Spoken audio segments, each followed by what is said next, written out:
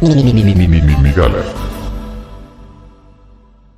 Big Bang y otros modelos previos o más bien poco posteriores al Big Bang o a esas escalas del tiempo, en realidad hay que entender que esa es la respuesta a las preguntas que siempre terminan haciendo de qué había antes del Big Bang. Sí. Porque normalmente la gente, otra vez por el nombre, que no es un nombre apropiado, pero hay razones por las cuales... ¿Por qué le decimos de hecho, así? Pues también se propuso alguien, hasta donde recuerdo ese dato, también alguien queriendo desacreditarlo por lo absurdo que sonaba. Era como, no, el Big Bang es como de... Así, sí, seguramente eso va a ser verdad, ¿no? El Big Bang. Eso se me hace bien divertido. Pues se les queda ese nombre. ¿Cómo hay tantos argumentos que surgen para ridiculizar una teoría o una hipótesis científica y cuando la población general lo escuchamos decimos, sí, a huevo, eso es lo que vamos a hacer popular? Sí, bueno, ahí es mezclar cómo se propaga la desinformación, ¿no? Pero sí. Digamos, ahorita tratando de que al menos hasta en este momento se deje de propagar así. O sea, hay que entender que esa pregunta es como si yo te dijera, ok, entendemos conceptualmente qué es el polo norte y el polo sur en el planeta Tierra, ¿no? Ajá. Entonces yo te puedo decir, pues toma todo lo que necesites y empieza a caminar hacia el polo norte. Y en algún momento vas a llegar al polo norte, no importa desde qué punto empieces a caminar, porque directamente con una brújula vas a llegar al polo norte, ¿no? Sí. Pero yo te pregunto, ¿qué hay más allá del polo norte?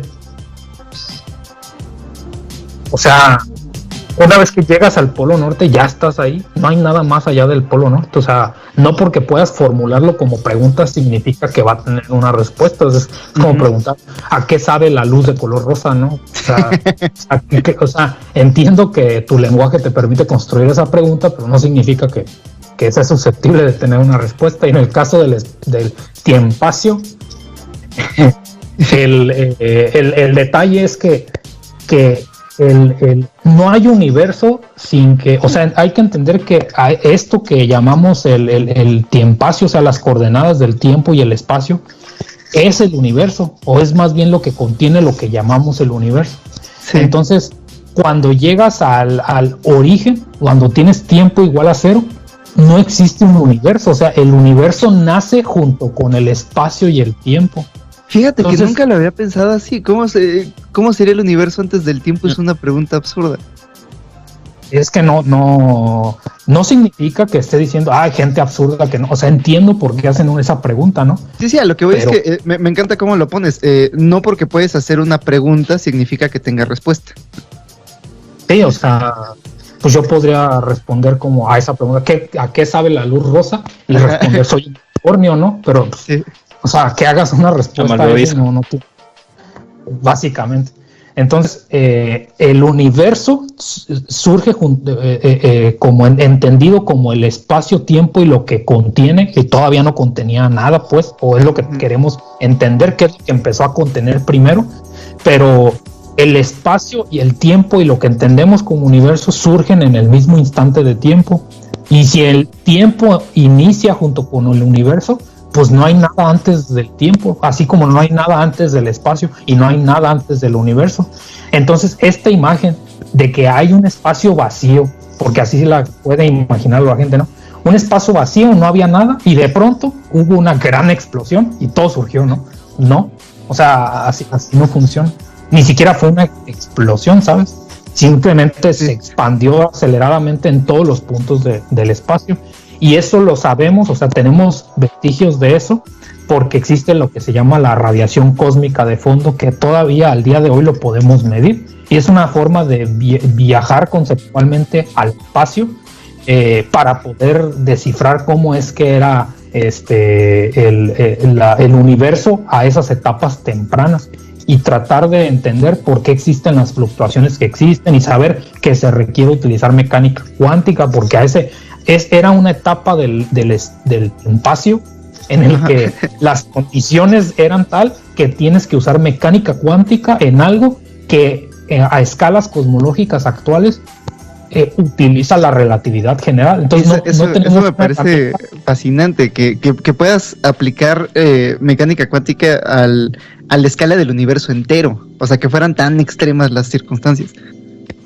Sí, o sea, imagínate, o sea, literalmente hay gente que se dedica a la cosmología cuántica y tú puedes hacer tu tesis en eso y tratar de averiguar cosas, pero imagínate que tu objeto de estudio sea todos los objetos de estudio posibles en todas las escalas del tiempo posibles. O sea, esa es la cosmología, básicamente. Sí. Y tu objeto de estudio es a una etapa que básicamente era a una escala que necesariamente los efectos cuánticos se tenían que presentar, y sabemos que eso es así porque hoy en día en esta etapa de expansión se puede medir, o sea, se puede todavía medir que existe esta radiación cósmica de fondo, que básicamente es que esa misma radiación que surgió en ese instante, en ese particular punto del espacio, como nos alejamos aceleradamente de él, apenas nos está llegando a la actualidad. Sí lo puedes visualizar, ¿no? O sea, es la luz más antigua, la luz más antigua a la que podemos tener acceso. Es la respuesta que daba Edgar Allan Poe, ¿no? Cuando preguntaba, bueno, si genuinamente el universo es infinito y está lleno de estrellas, ¿por qué el cielo nocturno es negro? ¿Por qué no hay luz por todas partes? Y en un poema que escribió Edgar Allan Poe decía, puede que muchas de esas estrellas estén tan lejos que su luz tan rápida como es ni siquiera nos ha llegado. Porque nos alejamos más rápido que la luz que se aproxima. Ajá. Bueno, pues algo así, ¿no? Ya sea en un poema o en un modelo físico, pues estamos hablando de lo mismo en este caso, ¿no? Entonces, tuvimos muchísima suerte, porque si lo piensas, esta radiación, habiéndose surgido como surgió, eventualmente en un periodo posterior, desde el marco de referencia que llamamos Tierra, esa radiación ya no va a estar. O sea, habrá pasado la Tierra y habrá viajado hacia otro lugar y simplemente se va a disipar. Entonces tuvimos la suerte para generar la tecnología suficiente como vida, inteligencia y civilización para poder alcanzar a capturar esa imagen del universo, que va a estar por muchos años, pues, pero eventualmente va a dejar de estar así. O sea, si nos hubiéramos tardado esa cantidad de tiempo en el futuro, hubiéramos aparecido en un universo donde no tendríamos manera de concluir cuáles eran los orígenes del universo y empezar a sospechar cuál era la estructura cuántica de ese cosmos. O sea, no lo había pensado, pero tienes razón, es mucha suerte, porque si la humanidad no se acaba antes, va a haber civilizaciones futuras, pero muy, muy futuras, que ni siquiera tengan un cielo nocturno, que van a vivir en la oscuridad. En el mejor de los casos, ¿no? O sea, no directamente pues en la oscuridad, pero hablo específicamente de la información que tenemos para poder entender el universo o empezar a explorar el universo. Porque la otra opción que tenemos es justamente ir a un colisionador, y es lo que se hace aquí en el CERN. O sea, replicar a esas escalas diminutas las condiciones en las que estaba el universo a esa concentración de energía en particular, ¿no? Cómo surge la materia a esas escalas es lo que se intenta cada vez pues tratar de entender. Entonces, a través de la tecnología para directamente construir máquinas para poder replicar, ojo, porque también la gente lo malinterpreta así. Luego dicen, es que en el CERN quieren crear otro universo, otro agujero negro. O sea, un agujero negro en Suiza. Ese es un clásico, ¿no? O sea, hay muchas razones que no. Y de hecho, pues también tenemos un video sobre agujeros negros en el canal, ¿no? Para no entrar pues tantos detalles de eso, pero el punto es que ya sea por directamente intentar verificarlo con nuestra tecnología o usar la tecnología para escuchar los remanentes de la radiación del universo, ¿no? Y hoy en día, por ejemplo, muy recientemente fue un premio Nobel pues de física. Por mucho tiempo la única manera que tendríamos de entender el universo al que no podemos viajar, de la luz de las estrellas, era analizando la luz que nos llega de ellas, como cuando respondimos de la estructura química de las atmósferas, ¿no? De los planetas lejanos. Pues ahora con el hecho de que justamente gracias a los trabajos de Einstein se propuso que así como el campo electromagnético tiene una solución que es consistente con una ecuación de onda y que justamente eso describe la radiación electromagnética, se había descubierto que en las ecuaciones de la relatividad habían soluciones que permitían la propagación del campo gravitacional de forma de una onda, de tal manera que se había predicho que tenían que existir las llamadas ondas gravitacionales. Ajá. Y tomó más de 100 años construir tecnología para poder hacer algo así, y eso ya se ha verificado. O sea, hoy en día... Es el experimento que hicieron en el LIGO, ¿no? Que con estos túneles gigantes de láser y estos sensores súper sensibles. Sí, exacto. Pero pues imagínate, o sea, muchas veces se hace una tecnología queriendo decir...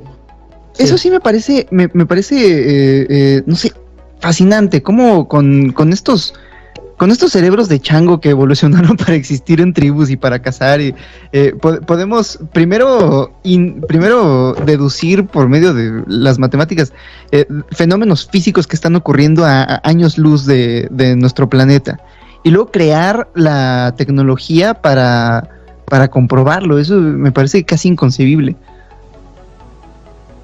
Bueno, pues sí, o sea, si lo ves en esa escala, pues está completamente inconcebible, pero todos es una colección de pequeños pasitos y muchos tropiezos, y ir corrigiendo el camino hacia donde tienes que ir, ¿no? Entonces, colectivamente es como se ha podido hacer, pero pues ya esta ciencia a estas escalas no es ciencia de individuos como se entendía en la historia, ¿no?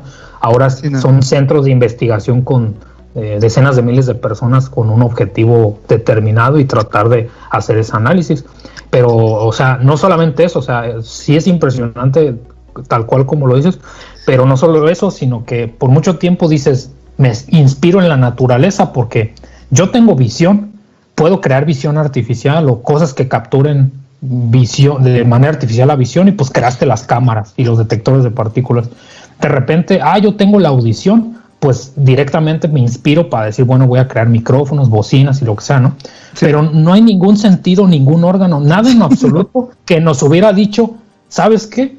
Tienes el séptimo sentido y eleva tu cosmos al máximo para poder ser un receptor de ondas gravitacionales. Sí. Eso no, o sea, no había ninguna manera de inspirarte en la naturaleza para eso. O sea, fue una predicción física y se construyó esa tecnología, y eso es un canal de comunicación nuevo. O sea, simultáneamente podemos ahora estudiar la colisión de agujeros negros en el canal tanto electromagnético como en el nivel de partículas que emiten, de que no sean pues fotones, y al mismo tiempo cosas en un sentido que ya ni siquiera es trascender la humanidad, no es expandir los límites de tus sentidos, es tener un sentido en un cierto pues sentido, sí. Que no puedes tener, ningún ser vivo tiene la capacidad de directamente percibir ondas gravitacionales por su naturaleza. Pero curiosamente sí. Pues sí, a través del método científico, ¿no? Qué chingón.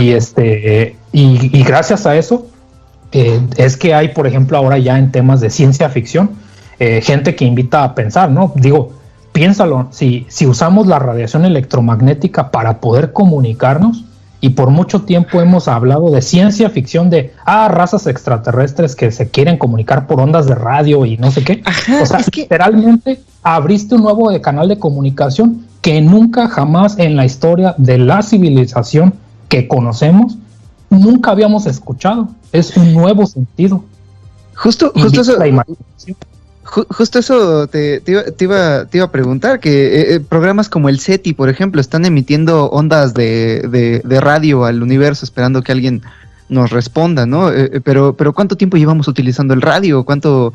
O sea, genuinamente estamos esperando que otras civilizaciones extraterrestres utilicen los mismos medios de comunicación que nosotros. Pues sí, pero, o sea, no solamente en el sentido de los mismos medios de comunicación, sino el medio físico, ¿no? En el que se propaga este mensaje. Entonces te invita a pensar, o sea, ¿qué otros canales de comunicación inaccesibles a través de nuestra biología van a poder predecir gracias al avance de la ciencia en el futuro, ¿no? O sea, no lo sabemos. O sea, al rato, a lo mejor 100 años después, alguien va a estar hablando de comunicación interplanetaria a través de ondas gravitacionales, porque una radiación electromagnética choca con un planeta y ahí se quedó. Pero te estás hablando de una propagación del espacio-tiempo mismo. Uh-huh. Qué chingón. Entonces ya hay obviamente a nivel absolutamente teórico y rozando la ciencia ficción, que hablaríamos de un transmisor de ondas gravitacionales. Y los ceros y unos estarían codificados con ondas gravitacionales. A través del espacio-tiempo mismo. A través del tiempacio mismo. A través del tiempacio. Eso es lo que... Pero ojo, eso es pura ciencia ficción, ¿no? Pero muchas cosas así empiezan. Por ejemplo, es más posible, porque eso ya se ha hecho, usar neutrinos para comunicarnos. O sea, un neutrino es una de las partículas que interactúan tan poco, pero pues tiene una masa muy pequeña, pero es un problema abierto, el problema de la jerarquía de las masas. Saber cuál es la masa, por diminuta que sea, de los 3 tipos de neutrino, al menos que conocemos. Entonces, una radiación electromagnética como la antena de cualquier comunicación tiene un patrón, por ejemplo, dipolar, ¿no? Pero para simplificarlo, imagínate que se expande como una esfera.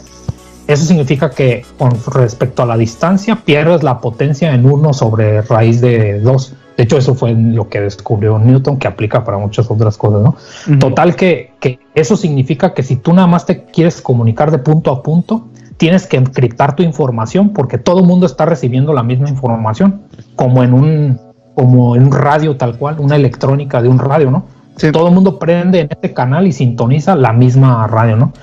Entonces, ya hay experimentos donde literalmente, pues, ya sea en Estados Unidos o los haces que mandan desde el CERN hacia Italia, o sea, en su momento, pues, ya ahorita no se está haciendo ese experimento en particular, pero los neutrinos pueden pasar capas y capas y capas y capas de material y simplemente todas las demás partículas se van filtrando a través de la Tierra y todos los materiales y solamente te quedas con los neutrinos al final. Y necesitas detectores inmensos para que un flujo muy inmenso de neutrinos sea una pequeña señal y puedas decir, por aquí pasó un flujo de neutrinos. Pues una persona que le ocurrió simplemente decir, ¿qué pasa si prendo el acelerador? Hay neutrinos, apago el acelerador, no hay neutrinos. Prendo y apago, prendo, apago y empiezo a hacer ceros y unos y tienes comunicación con neutrinos. Obviamente falta mucho. Un morse de neutrinos, ¿no? Mucho. No, pues es binario, ¿no? O el código, no importa pues cuál codificación uses, pero el punto es de que... Pero ya puedes codificar mensajes. Sí, o sea, pues de que se puede, pues nada más necesitas un acelerador, ¿no? Y un detector inmenso. Pero muchas tecnologías empiezan así.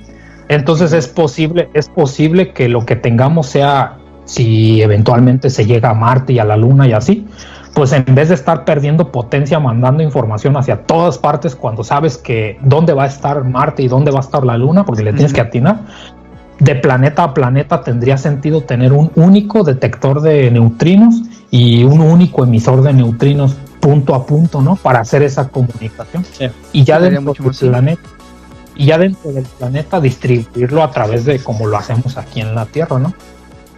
Ah, qué chingón.